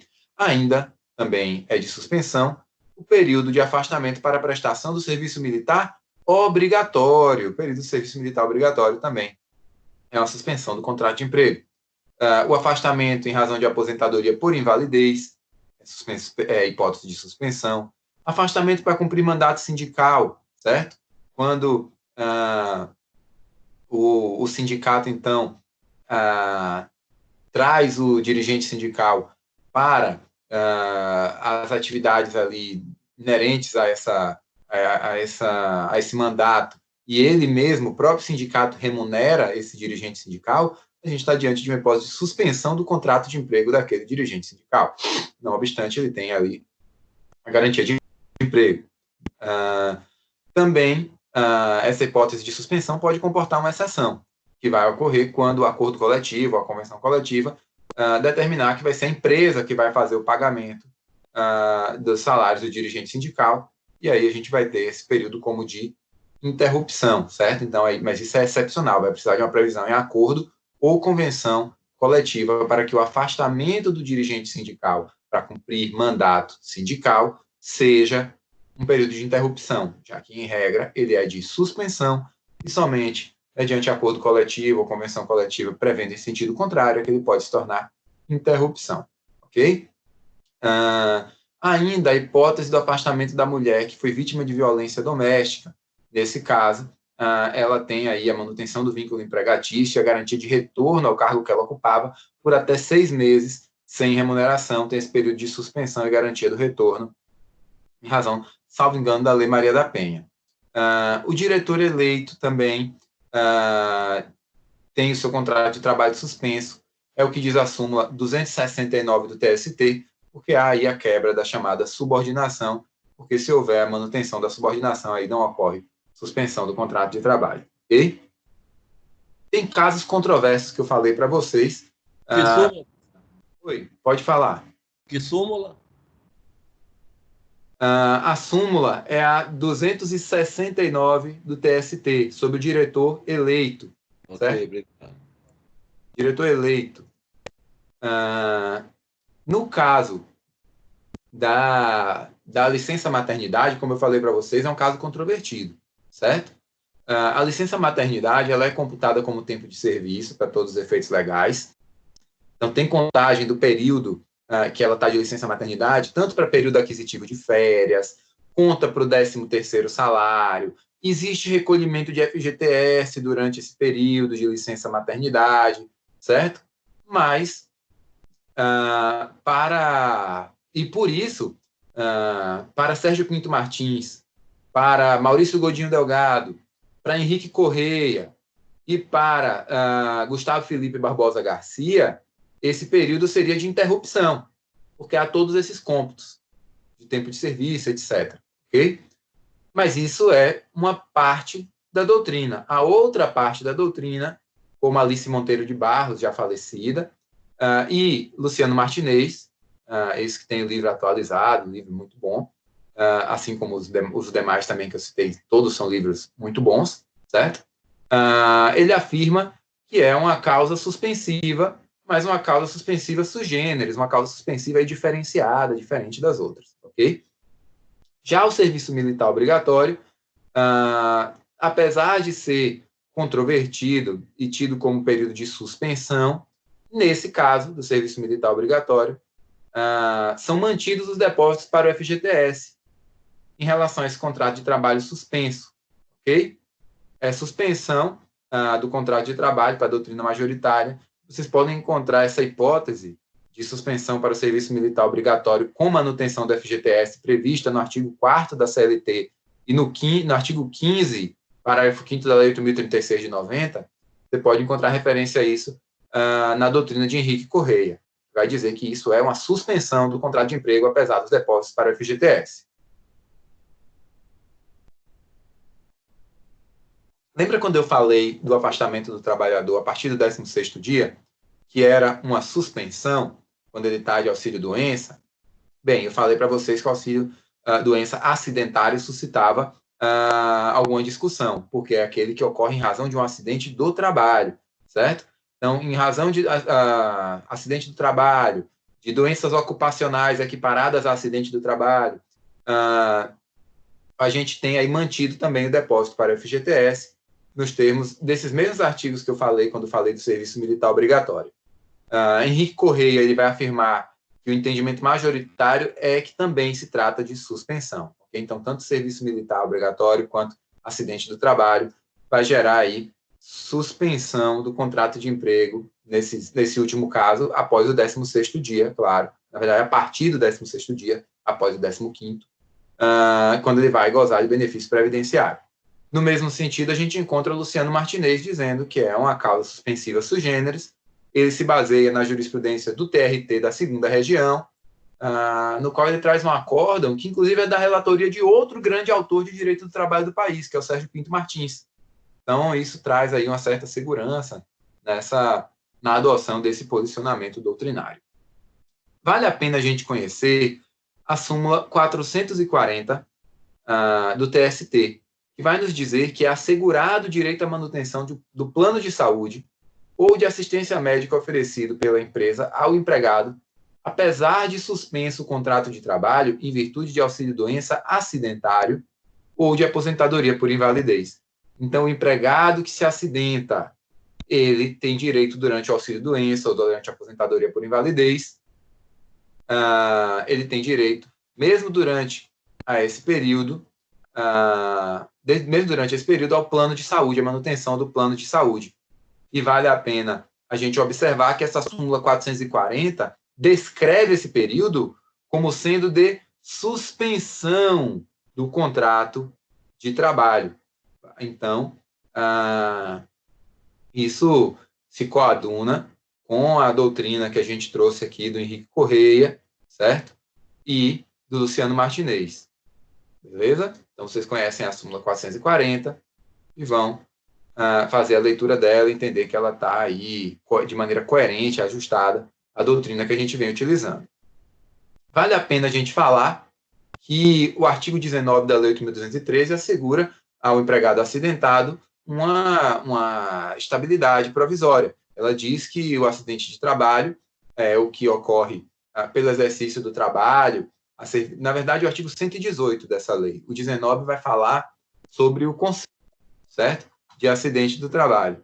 Então, o conceito de acidente do trabalho para a Lei 8.213 nada mais é do que aquele que ocorre pelo exercício do trabalho a serviço da empresa ou do empregador doméstico ou pelo exercício do trabalho do segurado especial, provocando lesão corporal ou perturbação funcional que venha a causar a morte, a perda ou redução permanente ou temporária da capacidade para o trabalho, e o mesmo ocorrendo aí a partir de algumas hipóteses consideradas acidente do trabalho por equiparação, como eu falei para vocês, da hipótese das doenças ocupacionais, que se dividem em doença profissional e doença do trabalho, sendo a doença profissional aquela que é causada pelo exercício do trabalho de determinada profissão, e a doença do trabalho aquela que é adquirida em função das condições especiais em que o trabalho é realizado, ou seja, daquele ambiente em que ele é realizado. Lembrando que não são doenças do trabalho, certo? As doenças degenerativas, aquelas que têm aí um cunho genético, certo? Doenças inerentes a grupo etário, doenças que não produzam incapacidade laborativa também não vão ser acidente do trabalho, não é doença do trabalho. Doença endêmica, como, por exemplo, o habitante que vive na região que ela se desenvolve, digamos, do dengue ou febre amarela, onde tem febre amarela. Agora, isso não se aplica quando essa exposição é resultante da natureza do trabalho. Por exemplo, o cidadão saiu daqui de um lugar onde não tem febre amarela e vai ser transferido para um lugar onde tem muita incidência de febre amarela. Aí pode ser considerada como doença do trabalho, ok?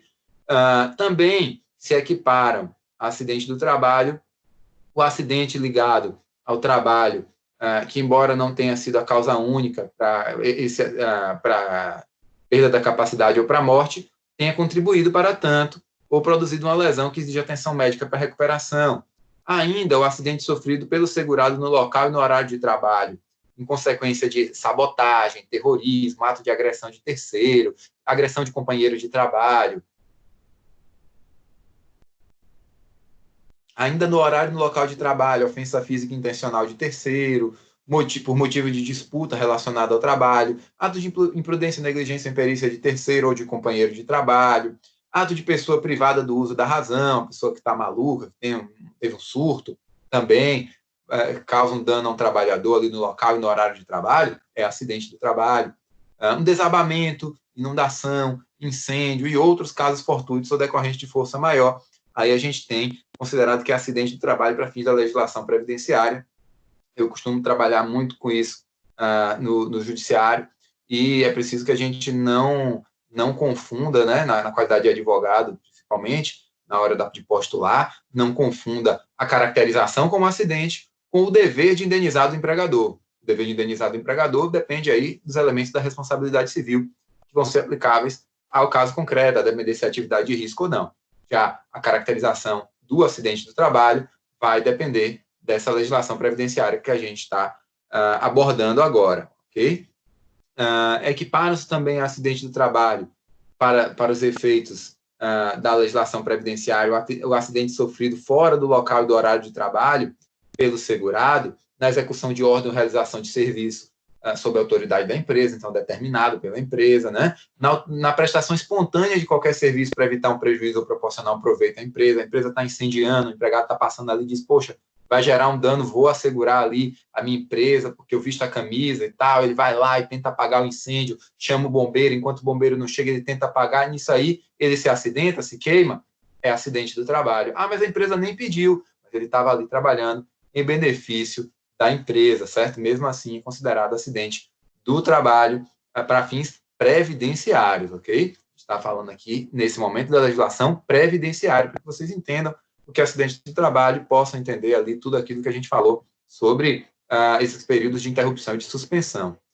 Também, quando sofre um acidente em viagem a serviço da empresa, inclusive quando a viagem é financiada pela empresa, para capacitação de mão de obra, independentemente do meio de locomoção utilizado, inclusive veículo de propriedade do segurado. E aí, Vale a pena a gente falar da linha D do inciso 4º, que havia sido revogado pela medida provisória 905, medida provisória que foi revogada pelo próprio Poder Executivo e que, portanto, fez com que a linha D voltasse a viger, que é aquele acidente chamado de acidente de percurso, certo? O acidente de trajeto, que é aquele acidente ocorrido no percurso da residência para o local de trabalho e vice-versa, desde que, bem, na verdade, qualquer que seja o meio de locomoção, inclusive os veículos de propriedade segurado, desde que ele não desvie aí a rota para o trabalho, certo? Que aí, nesse caso, descaracteriza. Nos períodos aí destinados... Oi, pode falar.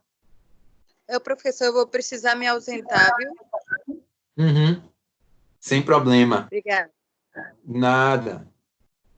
Bem, ainda nos períodos destinados à refeição, certo? E descanso, também o empregado é considerado como no exercício do trabalho, para todos os fins dessas hipóteses que eu falei para vocês, e a agravação ou complicação de acidente do trabalho na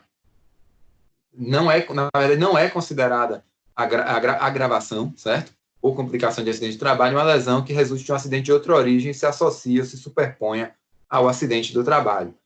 Todas essas hipóteses convergem para o acidente do trabalho na esfera previdenciária, que aí sim vão gerar automaticamente, né, após o retorno do empregado do auxílio-doença acidentário, um período de garantia de emprego, previsto no artigo 118 da Lei 8.213, que nos diz que o segurado que sofreu acidente de trabalho tem garantida pelo prazo mínimo de 12 meses a manutenção do seu contrato de trabalho na empresa após a cessação do auxílio-doença acidentário, como eu disse para vocês. Após a cessação do auxílio-doença acidentário, a gente começa a contar, que é quando ele retorna ao serviço, quando ele retorna à prestação de serviço. E isso independe da percepção do auxílio-acidente. O que é auxílio-acidente? É um benefício pago para o segurado que ficou com a sequela definitiva. Independentemente dele ter uma sequela definitiva, que reduz a sua capacidade laborativa, ou dele não ter essa sequela, ele, por ser empregado acidentado, retornando do auxílio-doença acidentário, ele vai ter o direito a essa garantia de emprego nos termos da súmula 378, que nos diz que esse artigo é constitucional e que ele tem, sim, direito a esses 12 meses de garantia de emprego e que os seus pressupostos são a concessão do afastamento superior a 15 dias, para que ele consiga perceber aí o benefício previdenciário, certo? E a consequente percepção desse benefício auxílio-doença acidentário, certo? Nessa modalidade acidentário, salvo se constatada após a despedida, aí é uma hipótese excepcional, certo? Uma doença profissional que guarde relação de causalidade com o exercício do contrato de emprego. Aí a gente dispensa esses pressupostos, ok? O empregado submetido a um contrato de trabalho por tempo determinado, ele também goza dessa garantia provisória de emprego decorrente de acidente do trabalho, certo? Então, por exemplo, o empregado contratado para um contrato de experiência, sofreu acidente de trabalho, tem direito à garantia de emprego, certo? Se ele se afastou por mais de 15 dias e gozou do auxílio-doença acidentário. Vale a pena vocês conhecerem a súmula 440, além da 378 que a gente já falou. A 440 vai nos dizer que assegura-se a manutenção do plano de saúde ou assistência médica oferecida pela empresa ao empregado, não obstante suspenso o contrato de trabalho em virtude de auxílio-doença acidentário ou aposentadoria por invalidez. A gente até já tinha falado disso agora há pouco. A gente parte, então, para a prescrição trabalhista. A gente precisa lembrar que a prescrição é um instituto muito antigo, certo? Que remete aí às origens do direito civil, lá no direito romano, é precursor de efeitos do passar do tempo, né? Que o passar do tempo inflige aí sobre a exigibilidade dos direitos esses direitos à prestação, classificado como direitos à prestação, diante de uma inércia do titular, como eu até cheguei a falar no início da aula. Então, é a inércia do titular que vai gerar aí os efeitos da prescrição, juntamente com a decadência, que vai fulminar o fundo do direito, que é diferente da prescrição, juntamente com a decadência, a prescrição vai buscar a estabilização das relações sociais, limitando no tempo o período em que uma pessoa fica sujeita às repercussões jurídicas dos atos que ela praticou, seja na esfera civil, administrativa, trabalhista, tributária. Você não pode ficar sujeito para o resto da vida a uma ação judicial por causa de um ato que você praticou num passado longínquo. Então, a depender da natureza do ato, o ordenamento jurídico vai prever um prazo razoável para que a pessoa não fique mais sujeita a essa exigibilidade, a essa exigência. E assim é que ocorre a prescrição, certo? A prescrição, ela ocorre diante da inércia do titular do direito, de um direito à prestação, como eu disse, pelo transcurso de um lapso temporal que obrigatoriamente é previsto em lei, certo? Então, prescrição precisa ser prevista em lei, ok? É obrigatório previsão em lei de um prazo prescricional. Então, quando ela ocorre, a prestação ela perde sua exigibilidade judicial. Por quê? Porque ocorre na esfera das obrigações, do direito material, né, a perda da chamada pretensão do titular do direito. Ele perde a pretensão desse direito à prestação, certo? E ele não consegue mais ver o seu direito reconhecido judicialmente, não pode ver esse direito ser exigido coercitivamente pelo Estado, ok? A dívida prescrita, se ela não for paga, ela não pode ser exigida judicialmente. Mas se ela for paga, também não se pode exigir a devolução desse valor, não há repetição do indébito, certo? A ação de repetição do indébito, ela ocorre pelo pagamento de um valor que não era devido. A dívida prescrita, ela era devida, só não havia mais a pretensão, o débito existia, certo? Não havia o elemento da obrigação chamado aí de responsabilidade civil, que reflete na pretensão de obter aí o cumprimento judicial dessa obrigação. Vale a pena consultar o 882 do Código Civil de 2002, que vai dizer que não se pode repetir o que se pagou para solver dívida prescrita ou cumprir obrigação judicialmente inexigível. É a chamada dívida natural que vocês estudaram lá no direito civil. Dívida de jogo, dívida prescrita, pagou, não pode exigir de volta. Okay? A prescrição tem algumas características, como aquela que diz respeito à impossibilidade de criação por negociação, certo? Por ato entre privados, ela precisa de previsão em lei, como eu falei, não pode criar prazo prescricional por negociação. Ela pode até ser renunciada, mas só depois que já se consumou o prazo, nunca antes, certo? Não pode ser previamente renunciada, mas depois de consumada, o devedor pode renunciar à prescrição, quando aí, nesse caso, o credor vai poder cobrá-lo judicialmente. A lei, ela prevê os casos que impedem ou que suspendem o curso da prescrição. Diante desses casos, cessando aí a causa impeditiva ou suspensiva, o prazo prescricional ele volta a transcorrer, certo? Só que ele volta vai depender aí se a causa é impeditiva ou suspensiva, ele transcorre de onde parou, ele continua de onde parou. Mas se a causa é interruptiva, aí ele reinicia, ele volta do começo. Porém, apesar da interrupção ser mais poderosa nesse sentido, de que ela reinicia o prazo prescricional quando do retorno da contagem, a interrupção ela só ocorre uma única vez, ok? Só pode ocorrer uma vez. Vale a pena dar uma olhadinha no artigo 202 do Código Civil. A prescrição ela pode ser reconhecida de ofício pelo juiz, de acordo com o CPC de 2015, mas alguns autores defendem a inaplicabilidade do reconhecimento da prescrição no processo do trabalho de ofício, ok? Sem que a parte tenha requerido como é que eu posso dizer? Sem que a parte tenha requerido a declaração do juiz dessa prescrição, ok? Nessa linha de inaplicabilidade do reconhecimento de ofício, a gente vai encontrar Mauro Schiavi, Carlos Toledo Filho, Irani Ferrari, Daniel Lisboa, entre outros, certo? Vale a pena aqui a gente pensar no artigo 11A da CLT, certo? Que foi alterado pela Reforma Trabalhista de 2017, porque ele vai falar sobre a prescrição intercorrente no curso do processo do trabalho, ok? Então, o artigo 11A vai nos dizer que ocorre prescrição intercorrente no curso do processo do trabalho, que é uma prescrição que ela ocorre no curso do processo, não se confunde com essa prescrição que a gente está trabalhando aqui agora, que é de direito material, apesar de ter o mesmo prazo de 2 anos, mas a gente vai ver que tem algumas diferenças. A gente tem um prazo de 5 anos da prescrição de direito material, a prescrição parcial, certo? Que é o prazo quinquenal. Mas por que eu vim nesse artigo 11A para falar com vocês? Eu quero que vocês conheçam o parágrafo 2º do artigo 11A, que diz que a declaração da prescrição intercorrente ela pode ser requerida ou declarada de ofício em qualquer grau de jurisdição. Então, isso aí é uma previsão que cria uma tendência aí da possibilidade do juiz reconhecer prescrições de ofício no processo do trabalho, e isso deve ser analisado aí com bastante cautela, porque pode ser uma tendência depois da reforma trabalhista, ok?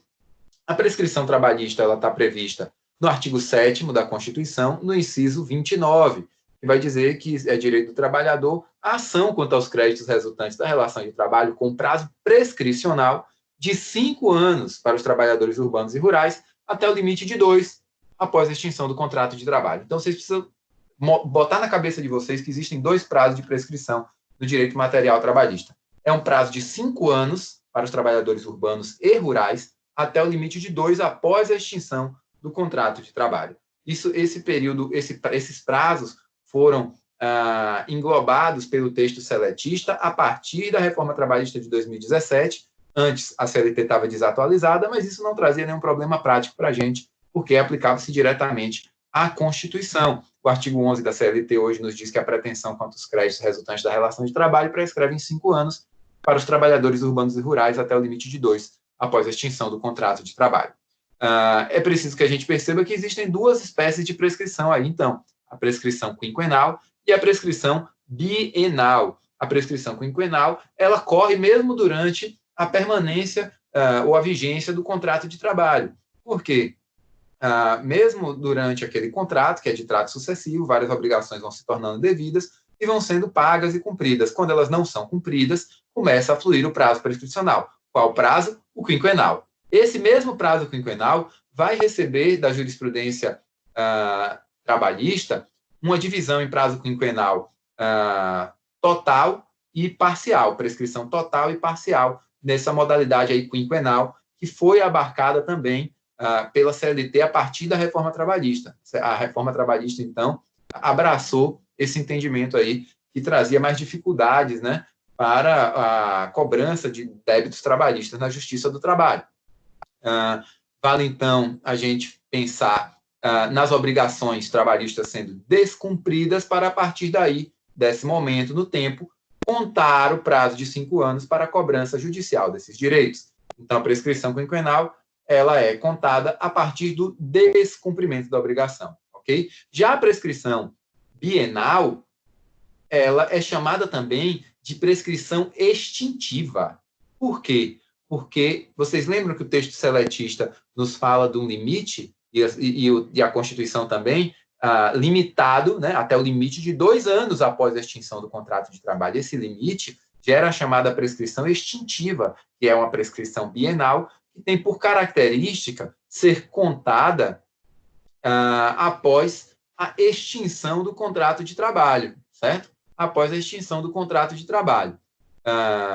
E aí, o trabalhador, então, após essa extinção, vai ter um prazo de 2 anos para ingressar em juízo, sob pena de perda de todas as pretensões referentes àquele contrato de trabalho, todas as pretensões decorrentes, então, do inadimplemento de alguma obrigação durante o curso do contrato de trabalho. Ela não deixa qualquer vestígio, essa prescrição bienal. Depois de passado esse período de prescrição bienal, a prescrição extintiva, então, não deixa qualquer vestígio de pretensão relativa a esse contrato. Lembrem-se que ela pode ser suspensa, que ela pode ser interrompida, mas que essa prescrição ela tem como característica não deixar vestígio. Ela é sempre bienal? Existem alguns casos específicos em que se discute prescrição trienal, caso de responsabilidade civil, mudança aí de vigência do Código Civil de 2002, período de transição, né, do Código Civil de 16 para o Código de 2002. Veja, não vale a pena a gente abordar essas questões pontuais aqui, até porque talvez elas tenham ficado ultrapassadas. Quanto à prescrição quinquenal, para você pensar com relação a cada obrigação, vale a pena você pensar no descumprimento e dali 5 anos para frente. Mas, na hora de ajuizar uma ação, você tem que contar essa prescrição do ajuizamento da ação, certo? Então, você vai contar do ajuizamento da ação 5 anos para trás, o que pegou não está prescrito. O que ficou mais para trás está prescrito. Porque essa prescrição quinquenal, ela corre mesmo depois de findo o contrato de emprego, ok? Então, quando findou o contrato de emprego, começa a prescrição bienal, que é a extintiva, mas continua correndo a quinquenal. Então, ajuizou a ação, você conta 5 anos para trás. O que está dentro desses 5 anos não prescreveu. O que está mais para trás já prescreveu. E aí você precisa conhecer se a prescrição ela é parcial ou total. Se ela for parcial, certo? A depender do tipo de direito que a gente está tratando, ela vai abarcar aí todas aquelas parcelas que estão dentro desses 5 anos contados do ajuizamento da ação, certo? 5 anos para trás, contado do ajuizamento da ação. Por quê? Porque esse direito terá um resguardo aí em preceito de lei, certo? E aí o fundo de direito permanece vivo, mesmo passados mais de 5 anos da sua supressão, esse fundo de direito continua sendo amparado pela lei, e aí você vai conseguir contar, mesmo que tenha havido aí 10 anos de descumprimento, exemplo, ausência de pagamento de 13º por 10 anos, ajuizou a ação, você cobra os últimos 5, certo? Por quê? Porque a prescrição é parcial. Mas se fosse uma norma que não está amparada por preceito de lei, aí houve descumprimento por 10 anos, ora, depois do 5º, pereceria o fundo do direito. Nesse caso, aí você não conseguiria mais buscar nenhuma daquelas parcelas decorrentes desse descumprimento, porque a prescrição quinquenal aí seria na modalidade total, certo? E não apenas parcial.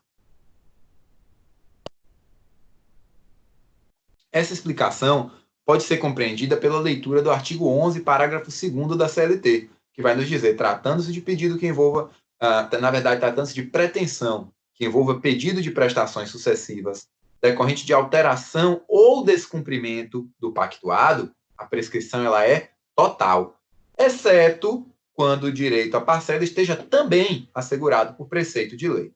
Ok? Foi exatamente isso que eu expliquei para vocês nos minutos anteriores. Se você está com dúvida, volta aí o vídeo quando a gente postar a reprise, eu tenho certeza que você vai entender direitinho. Nessa toada, a gente tem a súmula 275 do TST, nos dizendo que na ação que objetiva corrigir desvio funcional, a prescrição só alcança as diferenças salariais no período de 5 anos que precedeu o ajuizamento, certo? Então, desvio funcional, prescrição, então, parcial, ok? Aí ele diz, já se tratando de pedido de reenquadramento, a prescrição é total, contada da data do enquadramento do empregado. Então, se tinha um regulamento empresarial que diz que você, depois de um determinado tempo, com uma produtividade, se deveria ser enquadrado num determinado cargo e te enquadraram num cargo menor, passou 5 anos, fez 6 anos, então, desse descumprimento do pactuado, né, dessa norma prevista aí no regulamento empresarial, você ajuiza uma ação depois de 6 anos, prescreveu, porque a prescrição é total. Você não consegue nem as parcelas dos últimos 5 anos. Por quê? Porque você conta aí daquele ato chamado ato único do empregador, o prazo de prescrição. Então, na mesma linha, a gente tem aí a súmula 175 do TST, nos dizendo que a supressão de comissões ou alteração quanto à forma ou percentual em prejuízo do empregado é suscetível de operar a prescrição total da ação. Então, você já entendeu aí o que é prescrição total, é aquela que fulmina a pretensão quanto a todo o fundo do direito, né? Na verdade, depois de passada a prescrição, o prazo prescricional, você não consegue nem mesmo a parcela dos últimos 5 anos, certo? Nos termos diz a OJ 175, eu falei súmula, desculpe, corrigindo, OJ 175, a supressão das comissões ou alteração quanto à forma ou percentual em prejuízo do empregado é suscetível de operar prescrição total nos termos da súmula 294 em virtude de cuidar-se de parcela não assegurada por preceito de lei.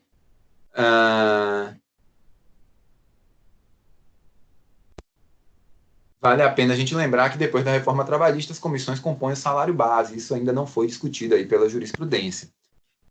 Quanto à prescrição do FGTS, antes do julgamento proferido em 13 de 11 de 2014, entendia-se que ela era trintenária. O Supremo mudou de ideia em 13 de 11 de 2014 e disse que essa norma da lei do FGTS, que previa a prescrição de 30 anos, não foi recepcionada e que a prescrição é quinquenal.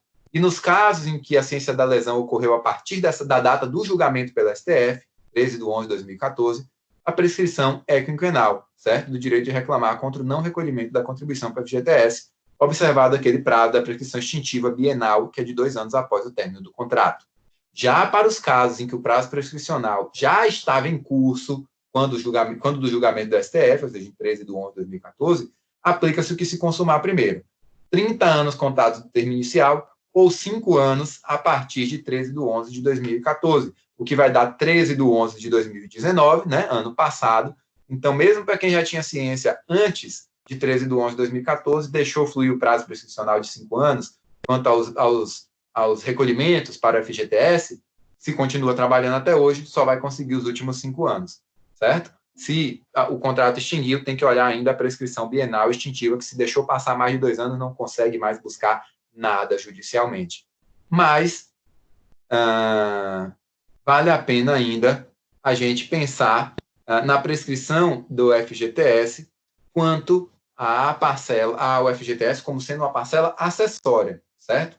E aí, nesse caso, a prescrição sempre foi quinquenal. O que quer dizer o FGTS enquanto parcela acessória? Por exemplo, você trabalhou na empresa durante 5 anos, 6 anos, e nunca recebeu hora extra, prestou uma hora extra semanal durante todo o contrato. Se você prestou essa uma hora extra e você agora postula judicialmente, você só vai receber as horas extras dos últimos 5 anos, contados do ajuizamento da ação para trás. É a prescrição parcial. Digamos que você entrou com a ação no dia seguinte à extinção do contrato, certo? Então, você vai conseguir os últimos 5 anos, mas não vai conseguir aquele primeiro ano, porque seu contrato teve 6, certo? Você não vai conseguir o primeiro ano de trabalho das horas extras, só os últimos 5. Ora, e o FGTS? O FGTS tinha sido sempre depositado? Tinha, mas eu nunca recebi hora extra. Como eu não recebi hora extra, não houve o depósito para o FGTS referente ao pagamento da hora extra, porque a hora extra nunca foi paga, certo? Então tem direito ao reflexo da hora extra sobre o FGTS. Ok, mas isso prescreveu? Aí a gente segue aquele velho brocardo romano de que o acessório segue o principal. Então, se a parcela não prescreveu, ou seja, os últimos 5 anos de hora extra que não prescreveram, vão fazer com que também não prescreva a contribuição dele, ou seja, os reflexos para o FGTS. Vale a pena a gente falar dos casos de suspensão da prescrição, certo? Como os casos de provocação da comissão de conciliação prévia, no caso em que há o prazo de 10 dias para tentar a conciliação, e se nesse período de 10 dias não for obtida a conciliação ou se não realizada a sessão pela comissão de conciliação prévia, o prazo prescricional volta a fluir. Então, ele fica suspenso desde a provocação da CCP até o término desse prazo de 10 dias, ou, se a sessão ocorrer antes, a partir do encerramento da sessão sem um desfecho de consenso, sem desfecho conciliatório. Ok? A gente tem hipóteses de interrupção do contrato de emprego no artigo 202, ou desculpe, do contrato de emprego não, da prescrição, do artigo 202 do Código Civil, certo? Nesse artigo 202, a gente tem hipóteses de interrupção previstas para todo o ordenamento jurídico civilista, mas é preciso ter um cuidado com a reforma trabalhista. Por quê? Porque o artigo 11, parágrafo 3º, com a redação